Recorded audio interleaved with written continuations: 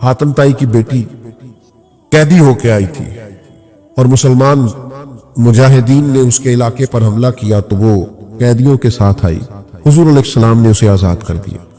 واپس گئی اپنے بھائی عدی بن حاتم سے جا کے کہنے لگی جس سے میں مل کے آئی ہوں وہ بادشاہ نہیں، وہ اللہ کے نبی ہے صلی اللہ تعالی علیہ وسلم. بادشاہوں کے یہ مزاج نہیں ہوتے، ان کے یہ طریقے نہیں ہوتے. جن سے میں مل کے آئی نا مل کے حضور سے گئی ہے، لیکن حضور سے ملنے کے بعد اس کے ذہن میں آ گیا یہ اللہ کے نبی ہے. تیری حیات پاک کا ہر لمحہ پیغمبر لگے. حضور سے مل کے گئی اور جا کے اس نے یہ اپنے بھائی سے کہا. تو عدی جو تھے وہ ظاہر حاتم تائی نے زندگی میں بڑے بڑے بادشاہوں سے بڑے بڑے لوگوں سے ملاقات کی تھی. تو عدی کہنے لگا کہ میں اسی طرح عورتوں کے کہنوں پہ نہیں مانتا، میں خود جاؤں گا. عدی آئے مسجد میں، حضور تشریف فرما. سادی سی مسجد، غلاموں کے بیچ آقا تشریف فرما، اور بڑا انفرادی سا رنگ ہے، بڑی سادگی ہے. عدی کہتے ہیں دل پہ چوٹ آئی. یہ بادشاہ ہوتے تو محل ہوتا، یہ بادشاہ ہوتے تو لاؤ لشکر ہوتے، ہٹو بچوں کی داستانیں ہوتی، لیکن یہ سادگی، یہ خوبصورتی، یہ وزاداری، یہ غریب پروری، یہ بندہ نوازی دل پہ چوٹ لگی. لیکن میرے دل میں خیال آیا کہ مسجد تو سادی ہے، شاید گھر بڑا عالی شان ہو. یہ بھی ہوتا ہے، یہ بھی ہوتا ہے. ہم نے دیکھا ہے بعض جگہوں پہ لوگ اپنے ذاتی گھر تو بڑے اونچے بنا لیتے ہیں، لیکن اپنے ابا جی کا دربار بنا رہے ہوتے ہیں تو اس پہ ساری زندگی بالے ہی کھڑے رہتے ہیں. گو کیتی ہے تمہارے پیر ناتھ دربار باندھا ہے، تعاون کرو. اور بھائی تیرے بھی کچھ لگتے تھے پیر صاحب، تو بھی کچھ کر. یہ رویے ہم نے دیکھے ہیں اللہ ماشاءاللہ. بھائی عدی کہنے لگے میں گھر جاؤں گا، گھر دیکھوں گا. میرے دل میں خیال آیا پر قربان جاؤں مدینے والے محبوب کے. حضور فرمانے لگے چل میں تجھے گھر لے چلوں. کہتے میرے دل میں خیال تھا. حضور مجھے گھر لے گئے. پھر میں کاشانہ نور پہ پہنچا. پھر میں اس جگہ پہنچا جہاں حضرت جبریل بھی اجازت لے کے حاضر ہو. پھر میں وہاں پہنچا جہاں فرشتے ترستے ہیں دیدار کو، لیکن وہاں بھی میں نے ایک مٹکا دیکھا، 2 پیالے دیکھے، ایک چٹائی دیکھی، کھجور کی چھال کا تکیہ دیکھا. فرماتے حضور میرے لیے کھجوریں اور دودھ لے کے آئے. اور پھر محبوب کریم علیہ الصلوۃ والسلام میری طرف بڑھا کے کہنے لگے تو اسلام پر یہ غربت دیکھ کر کلمہ نہیں نہ پڑھ رہا، ایک وقت آئے گا اور میں وقت لاؤں گا کہ ایک عورت مقام ہرا سے اکیلی چلے گی اور آ کے بیت اللہ کا طواف کرے گی، اسے سوائے اللہ کے کسی کا ڈر نہیں ہوگا. وقت آئے گا، حالات بدل جائیں گے. عدی کہتے ہیں میں سمجھ گیا کہ یہ بادشاہ نہیں، یہ اللہ کے سچے رسول ہیں. فرماتے ہیں مسلمان ہو گیا. تو جو بھی دروازہ محبوب تک پہنچا ہے، جو بھی بارگاہ رحمت للعالمین تک پہنچا، اسے اللہ کی معرفت مل گئی، اسے جینے کا سلیقہ. اور یار جینے کا کیا، یہ عجیب لوگ تھے نا حضور کے غلام جو شہادت کی دعائیں مانگتے تھے، جو شہادت کی طلب کرتے تھے. یعنی نرا جینے کا مزہ ہی نہیں، مرنے کا بھی مزہ آنے لگ گیا. یعنی لطف اندوز ہونے لگی زندگی، مرنے کا بھی لطف آنے لگا، مرنے کا بھی. یہ تاریخ میں لوگوں نے عجیب نظارے دیکھے ہیں کہ 2 بھائی جا رہے ہیں جہاد کے لیے اور بڑا سلیکٹ ہو گیا. تو چھوٹے سے کہا گیا تیری عمر تھوڑی ہے، تو عرض کرتا یا رسول اللہ کشتی کرا کے دیکھنا. حضور میں یہ عمر میں بڑا ہے پر حضور میں اسے گرا سکتا ہوں. یہ شہادت کے لیے یہ طلب، یہ ولولہ، یہ جذبہ، یہ کیفیات، او بھائی یہ کب نصیب ہوئی کہ لوگ ہنسی خوشی جان دینے لگ گئے، مرنے میں مزہ آنے لگا، لطف آنے لگا جان دینے میں. اتنا بڑا سرور یہ صرف اس وقت آتا ہے جب معرفت الہی انسان کو نصیب ہو، جب اسے نبی پاک علیہ السلام کے زیر سایہ رہتے ہوئے اللہ کا قرب نصیب ہو، پھر یہ کرم نصیب ہوتا ہے. آپ دیکھیے حضرت جابر بن عبداللہ رضی اللہ تعالیٰ عنہ فرماتے احد والے دن میں نے ایک صحابی کو دیکھا، وہ کھجور کھا رہے تھے. کھجور کھاتے کھاتے عرض کرنے لگے یا رسول اللہ صلی اللہ تعالی علیہ وسلم اگر اس جنگ میں شہید ہو جاؤں تو کہاں جاؤں گا؟ ابھی کھجور کھا رہے ہیں، میں اگر شہید ہو جاؤں تو حضور کیا ملے گا، کہاں جاؤں گا؟ تو کریم فرمانے لگے بڑی سادی سی بات ہے، اگر تو شہید ہو گیا تو رب کریم جنت عطا کرے۔ تو جتنی کھجور کھا چکے تھے کھا لی، باقی منہ سے نکال دی، تلوار لی، میدان میں گھس گئے، شہید ہو گئے۔ یعنی شہید ہونے میں اتنی دیر کرنا بھی پسند نہیں کیا جتنا کھجور کھانے میں ٹائم لگتا ہے، اس لیے کہ وہ جو ایک خاص تڑپ ہے، وہ طلب ہے انسان کی کہ اللہ کے راستے میں میری جان جائے، مجھے شہادت کا مرتبہ ملے۔ میں نے بڑے قریب سے بعض لوگوں کو دیکھا ہے، بڑے مخلص ہوتے ہیں، بڑے نفیس ہوتے ہیں، بڑے اچھے ہوتے ہیں، لیکن کسی رستے کی تلاش میں ہوتے ہیں، کسی صاحب درد کی تلاش میں ہوتے ہیں، ڈھونڈتا پھرتا ہوا اقبال اپنے آپ، ڈھونڈتا پھرتا ہوا اقبال میں اپنے آپ ہی گویا مسافر، آپ ہی منزل ہو میں ڈھونڈتے ہیں، تڑپ ہے۔ یاد رکھو یہ رسول اللہ صلی اللہ علیہ وسلم کا مقام ہے کہ تم حضور کی بارگاہ تک جاؤ گے تو سارے پردے ہی آنکھوں سے اٹھ جائیں گے، سارے اندھیرے دور ہو جائیں گے، ساری ظلمتیں کافور ہو جائیں گی۔ ہماری زندگی کے اندر ایک اہم پہلو جس سے ہم بڑی تکلیف کا شکار ہو جاتے ہیں اور بعض اوقات اذیت ناک حد تک وہ بات چلی جاتی ہے، وہ ہوتا ہے لوگوں کا باتیں کرنا۔ لوگ ایک دوسرے کے بارے میں تبصرہ کرتے ہیں، گفتگو کرتے ہیں، اگرچہ اسلام نے اسے بڑا ناپسند کیا اور غیبت کو زنا سے زیادہ بدتر قرار دیا، لیکن معاذ اللہ ثم معاذ اللہ لوگ پھر بھی اس اخلاقی کمزوری کا شکار ہو جاتے ہیں اور لوگوں کے بارے میں گفتگو کرتے ہیں۔ پھر لوگوں کی وہ باتیں جب ہم تک پہنچتی ہیں، جس کے بارے میں بات کی جا رہی ہوتی ہے، جب اس تک پہنچتی ہے تو وہ شخص بڑی اذیت کا شکار ہو جاتا ہے، وہ ذہنی تکلیف میں بھی آتا ہے، کرب میں مبتلا ہوتا ہے، اور بعض اوقات خدا معاف فرمائے تو بعض لوگوں میں مایوسی بھی پھیل جاتی ہے۔ آپ قرآن مجید فرقان حمید کو دیکھیں تو اللہ تعالیٰ نے قرآن مجید میں فرمایا کہ وَإِذَا قِيلَ لَهُمْ آمِنُوا كَمَا آمَنَ النَّاسُ، جب منافقین سے کہا جائے کہ اس طرح ایمان لاؤ جس طرح کے باقی لوگ ایمان لائے ہیں، یعنی صحابہ کرام، قالوا تو وہ کہتے ہیں آنؤمنوا كما آمن السفہاء، ہم اس طرح ایمان لے ہیں جس طرح معاذ اللہ یہ بیوقوف ایمان لائے،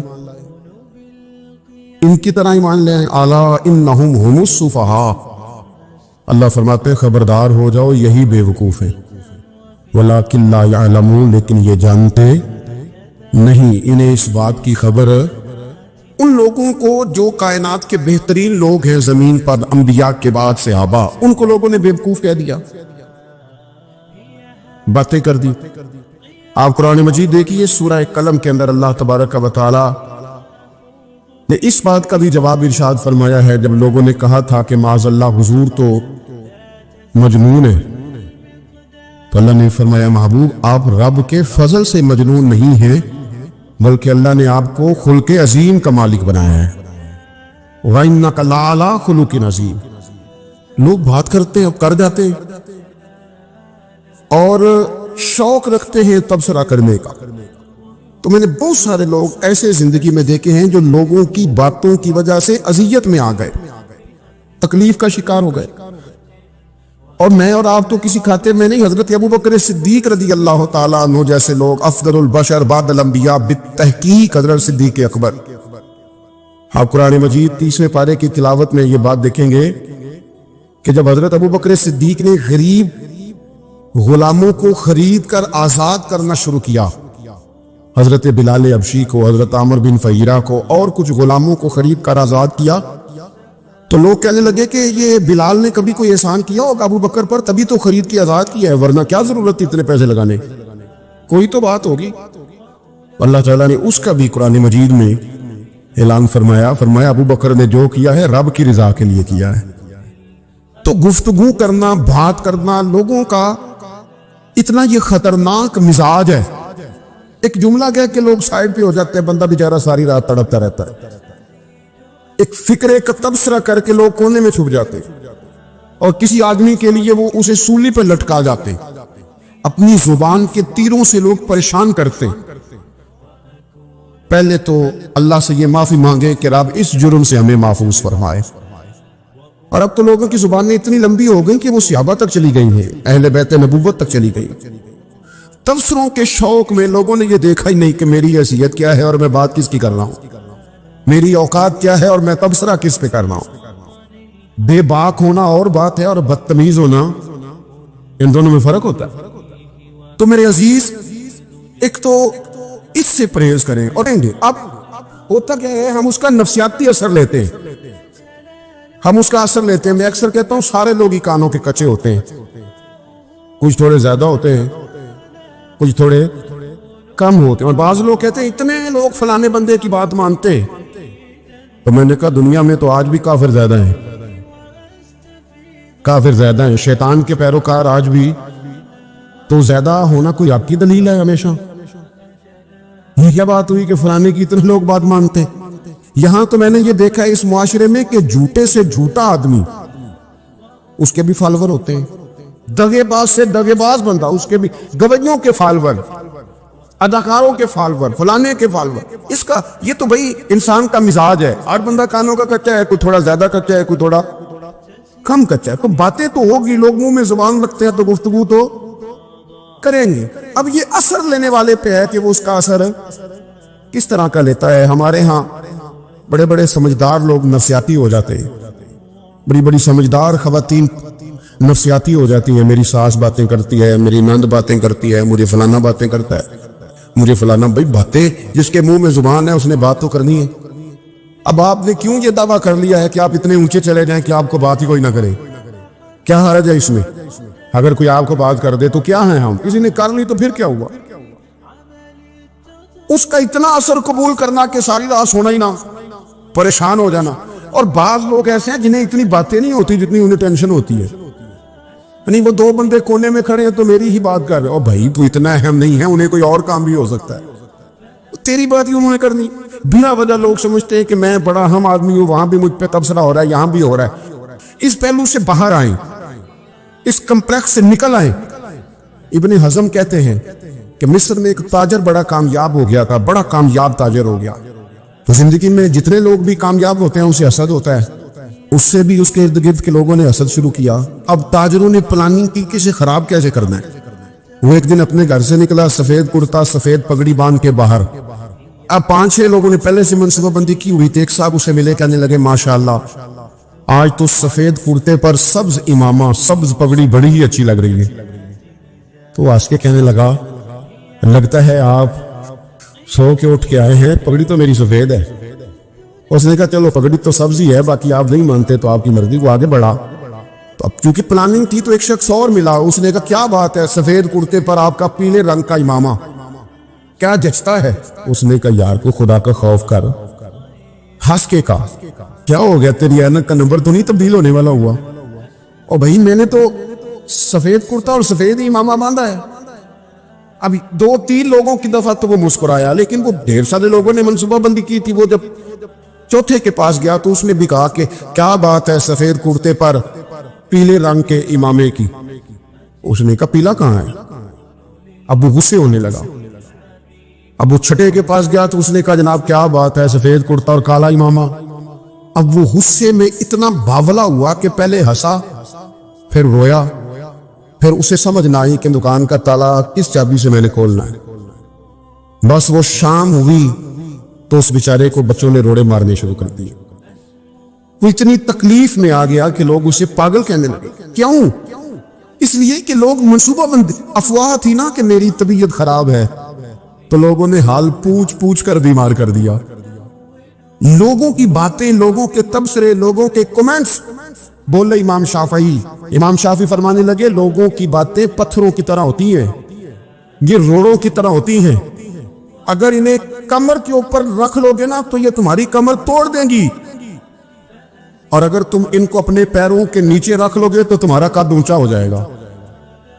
बस दुनिया में वो लोग परेशान होते हैं जो लोगों की बातों को कंधों पर सवार कर लेते हैं, जो पैरों के नीचे रखे, जो पांवों के नीचे रखे, उनका कद। वो पुराने जमाने में ना आरिफ रूमी रहमतुल्लाह अलैह फरमाते हैं कि एक बैल गाय गिर गई थी कुएं के अंदर, तब वो लोग उसको निकाल तो नहीं सकते थे, तो उन्होंने इस तरह किया कि मिट्टी डालनी शुरू कर दी कि अब बदबू आएगी, परेशानी होगी, तो इसको बंद कर देते हैं अंदर ही कुएं को, कुआं नई जगह पे खोद लेते। उन्होंने जब उसके अंदर मिट्टी डाली ना तो वो गाय जो थी वो मिट्टी झाड़ के तो मिट्टी के ऊपर आ गई। उन्होंने फिर मिट्टी डाली तो वो थोड़ी और ऊपर आ गई, और मिट्टी डाली तो और वो मिट्टी डालते गए और गाय वहां से कुएं से बाहर आ गई। लोगों ने दफन करना चाहा, वो बाहर निकल आई।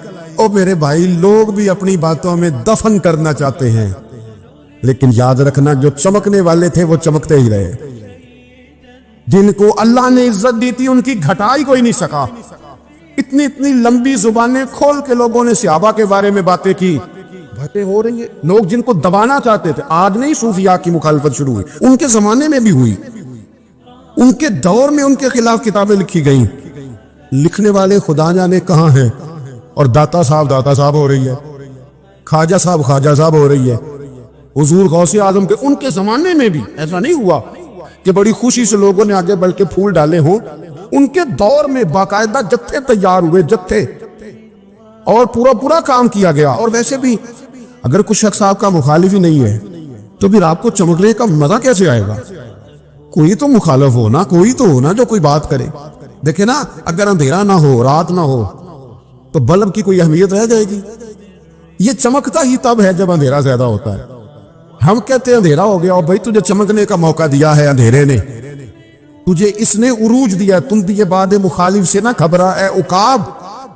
ये तो चलती है तुझे ऊंचा उड़ाने के लिए, तो बातों से परेशान ना हो। मैंने कहा कि अगर आप बातों का पहाड़ बना के ऊपर सवार हो जाएंगे ना तो कद ऊंचा करेंगी बातें। जो बंदा डिस्कस होने लग जाता है वही तो मशहूर होता है, उसी की तो बात होती है। देखिए क्या होता था भला मक्के में, कोई बंदा बाहर से आता तो अबू जाल उसे खड़ा करके कहता हुजूर के पास न जाना, तो कहता पता तो करूं भला नबी पाक के पास क्या है, पता तो करूं भला हुजूर के पास क्या है। तो जिनसे तारुफ नहीं होना था वो भी तारुफ करा रहे थे रसूल पाक का। तो इसलिए बातों से घबरा जाना। हाँ, एक बात हमें किताब और सुन्नत में मिलती है, उस पर जरूर गौर करें। तोहमत वाली जगह से बचे, तोहमत का मौका ना दे। मतलब बिला वजह ही अपने लिए बहस का दरवाजा खोलना ये दुरुस्त नहीं है। अपने लिए हम ना दरवाजे खोल लेते हैं बहस के, मुफ्त की बहस हो रही है, फलाना भी डिस्कस कर रहा है। कुछ चीजें ऐसी होती हैं जो सबकी समझ की नहीं होती, वो सबके सामने डिस्कस करना जरूरी नहीं होता। हज़रत सैयदना अबू हुरैरा रज़ी अल्लाह तआला अन्हु फरमाया करते थे, मुझे नबी पाक अलैहिस्सलाम ने इल्म की 2 थैलियां दी हैं, मैंने एक खोली है तुम्हारे सामने, एक खोली है, दूसरी नहीं खोलूंगा। इसलिए कि हर बंदे को बात उसके ज़र्फ के मुताबिक करनी चाहिए, तो मौका ना दे। नबी पाक सल्लल्लाहु अलैहि वसल्लम ने फरमाया, उस बंदे ने अपनी, ये बुखारी में मौजूद है, फरमाया उसने अपनी इज्जत और अपनी जान को महफूज कर लिया जो फितने वाली जगह से बच गया। जहां तोहमत लग सकती है उस जगह से बचे। जानबूझ के लोगों को मौका ना दें बातें करने का, जानबूझ के मौका ना दें। जामे तिरमिजी के अंदर हदीस मौजूद है, हजरत सैयदना उमर फारूक रज़ी अल्लाह तआला अन्हु ने एक मौके पर इजाजत मांगी थी नबी पाक सल्लल्लाहु अलैहि वसल्लम से। अर्ज किया, या रसूल अल्लाह सल्लल्लाहु अलैहि वसल्लम, मुझे आप इजाजत दे दें, मैं अब्दुल्ला बिन अबी सलोल की गर्दन उड़ा दूं। ये मुनाफिक बार बार आड़े आता है, बार बार तकलीफ देता है, आप मुझे इजाजत दे, मैं इसे कत्ल कर दूं। अब वो चूंकि कलमा पढ़ता था, साथ तो रहता ही था ना, बहुत सारे लोग उसे मुसलमान जानते थे। तो हज़रत सैयदना उमर फारूक रज़ी अल्लाह तआला अन्हु ने इजाजत चाही का, या रसूल अल्लाह सल्लल्लाहु अलैहि वसल्लम, अगर आप मुझे इजाजत दे दें, ये तिरमिजी में मौजूद है, यानी आप उस जगह से बचे जहां तोहमत लग सकती है, जहां बिला वजह किसी शख्स को शर फैलाने का मौका मिल सकता है। या रसूल अल्लाह, मुझे इजाजत दे, मैं अब्दुल्ला बिन अबी सलोल की गर्दन उड़ा दूं। तो नबी पाक सल्लल्लाहु अलैहि वसल्लम ने फरमाया कि उमर, अगर मैं तुम्हें ऐसा करने की इजाजत दूंगा तो लोग कहेंगे कि वो अपने करीबियों को इन्होंने मरवाना शुरू कर दिया है, साथ वालों को ही मरवाना शुरू, लोग तो इसे मुसलमान समझते हैं। तोहमत वाली जगह से, बल्कि بخاری شریف میں اسی طرز کا ایک اور پیغام بھی ہمارے لیے موجود ہے. یہ جو حرم شریف آج ہمارے سامنے ہے نا، بیت اللہ شریف، اس میں ایک پیچھے مقام ہے جس کو حتیم کہا جاتا ہے. یہ خانہ کعبہ کا حصہ ہے. حضور صلی اللہ علیہ وسلم کے اعلان نبوت سے پہلے جب قریش مکہ نے اسے تعمیر کیا نا دوبارہ سے، تو انہوں نے چندے کا کوئی اس طرح کا مزاج بنایا تھا کہ اس بندے سے پیسے لینے جس کے بالکل ہی جائز ہو. اس ترتیب سے انہوں نے خانہ کعبہ کی تعمیر کی کہ پھر وہ ساری تعمیر نہ کر سکے، حتیم باہر رہ گیا. تو نبی پاک صلی اللہ علیہ وسلم نے ایک دن فرمایا، بخاری میں موجود ہے، حضور فرمانے لگے، عائشہ اگر تمہاری قوم جاہلیت کے قریب نہ ہوتی، کیونکہ ابھی قریب جاہلیت چھوٹی ہے نا، ابھی لوگوں نے کلمہ پڑھنا شروع کیا ہے، فرمایا اگر یہ جاہلیت کے قریب نہ ہوتے تو میں کعبے کو انہی بنیادوں پر دوبارہ بنا دیتا جن بنیادوں پر حضرت ابراہیم علیہ السلام نے بنایا تھا. لیکن چونکہ یہ جاہلیت کے قریب ہیں، ان کی سمجھ میں چیز نہیں آئے گی، یہ شک میں پڑ جائیں گے، پریشان ہو جائیں گے، لہذا میں یہ کام نہیں کرتا. بہت ساری چیزیں ایسی ہیں کہ جن کی وجہ سے بعض سادہ لوگ ابہام کا شکار ہوتے ہیں. ابہام کا ہمارے علماء نے اس طرح کیا کہ بڑے طے کر کے عقائد کے عنوانات امت تک پہنچائے. ہر آدمی ہر شعبے کا اسپیشلسٹ نہیں ہوتا.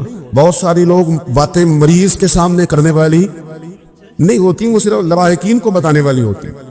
پھر کچھ لوگ اور آئے جنہوں نے کہا کہ ہم تو ایفیشنسی دکھائیں گے، کچھ خاص ہر بات کھول کر لوگوں کے سامنے رکھیں گے. اس کا نقصان پھر یہ ہوتا ہے کہ سادہ لوگ مشکلات کا شکار ہوتے ہیں. وہ پھر جب کہتے ہیں ہر چیز ڈسکس کر لینی چاہیے تو پھر باتیں دور نکل جاتی ہیں. پھر لوگوں نے انبیاء کرام علیہم السلام کی اجتہادی خطاؤں کو ڈسکس کرنا شروع کیا. ربنا ظلمنا انفسنا، اگر حضرت آدم یہ لفظ کہیں تو ان کے لیے تو ٹھیک ہے، لیکن اگر کوئی غلام اور امتی اور بیٹا اٹھ کے یہ لفظ کہے تو اس کے لیے ٹھیک نہیں ہے. تو میرے عزیز ایسے کام نہ کرے جس کی وجہ سے بلا وجہ بحث کا. ہمارے کچھ لوگوں کو شوق ہے خبروں میں رہنے کا، وہ ایسی باتیں چھیڑتے ہیں جن سے نا وہ خبروں میں رہ سکے. میں نے دیکھا ہے وہ کہتے ہیں جی میں نے کوئی انوکھی بات کرنی ہے. بھئی انوکھی بات کرنے سے بندہ مشہور تو ہو جاتا ہے. ہمارے زمانے میں مشہور ہی وہ ہوتا ہے جو دوسروں سے ذرا ہٹ کے بات کرے، انوکھی کرے. وہ ہمارے لطیفہ لکھا ہے نا، ایک اہل عرب کا، ایک ہجا نام کا عربی کا ایک لطائف سنانے والا شاعر ہے. تو وہ کہتا ہے کہ ایک شخص نے ایک دفعہ کہہ دیا تھا گدھا کھانا جائز ہے، اور بڑے بڑے علماء اس کے گھر چلے گئے کہ بھئی کوئی دلیل، کوئی جزیات، کوئی کہاں سے، کوئی کتاب، کوئی حوالہ، کوئی شے. اس نے کہا روز آؤ گے، ایک ایک بندے کو بتاؤں گا، کٹھا اسٹیج لگاؤ، ایک ہی دفعہ حوالے دیتا ہوں، روز نہیں دیے جاتے. وہ اسٹیج لگ گیا، دنیا جمع ہو گئی جنہوں نے کبھی ٹائم نہیں نکالنا. یہ ذرا انوکھی بات جو کر رہا تھا، وہ سارے لوگ آ گئے. تو وہ اسٹیج پہ چڑھا تو کہنے لگا مجھے جانتا کوئی نہیں تھا. چلو اب بدنام جو ہو گئے تو کیا نام نہ ہوگا. اب قیامت تک کہو گے تو صحیح نہ. وہ اس مولوی دے گھر جنہیں ایک بار آخیا نہیں سی گدھا کھانا جائز ہے، چلو بدنام جو ہوں گے تو کیا. تو بہت سارے ایسے لوگ ہیں جو ہیں بدنام، پر چلو نام تو ہو گیا نا.